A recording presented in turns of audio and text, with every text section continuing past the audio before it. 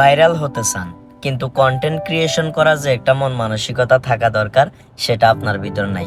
আপনি যে কাজটা করেন, আপনার ভিডিও হয়তো বা ভিউ হচ্ছে না দেখে অন্যের ভিডিও আপনি ডাউনলোড করেন, ডাউনলোড করার পর সেটা আপনার আইডি থেকে আপলোড করেন, অথবা অন্যজনের একটা ভিডিও চলতেছে, আপনি জাস্ট কর্নারে আপনার একটা ছবি বা একটা ভিডিও ক্লিপস বসায় দিলেন। দিন শেষে আপনি হাজার চেষ্টা করলেও এভাবে ভাইরাল হওয়া সম্ভব না। আপনি যদি ভাইরাল হতে চান কিংবা মানুষের কাছে যদি জনপ্রিয় হতে চান, আপনাকে অবশ্যই শ্রম দিতে হবে, কষ্ট করতে হবে, তবে আস্তে আস্তে মানুষ আপনাকে দেখবে। ধরেন আপনি আমার একটা ভিডিও আপলোড করলেন, ওই ভিডিওতে ভালো ভিউ হলো, আপনি ভালো ফলোয়ার পেলেন, আপনার অনেক বড় একটা ফেস কিংবা অনেক বড় একটা আইডি হলো, কিন্তু দিন শেষে আপনার থেকে আমার লাভ বেশি। কেন? কারণ মানুষ আমাকে চিনতেছে আপনার মাধ্যমে, আমার মাধ্যমে আপনাকে চিনতেছে না। সুতরাং অন্যের ভিডিও কপি কিংবা অন্যের ভিডিও ডাউনলোড করে আপলোড না করে নিজে নিজে কন্টেন্ট বানানোর চেষ্টা করেন।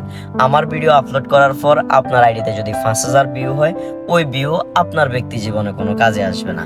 কিন্তু আপনার ভিডিও আপলোড করার পর ওই ভিডিওতে যদি 5 জন ভিউ হয়, ওই 5 জন ভিউয়ার্স কিন্তু আপনার ব্যক্তি জীবনে অনেক কাজে আসবে এবং আস্তে আস্তে আপনি সাফল্যের দ্বার প্রান্তে পৌঁছাইতে পারবেন।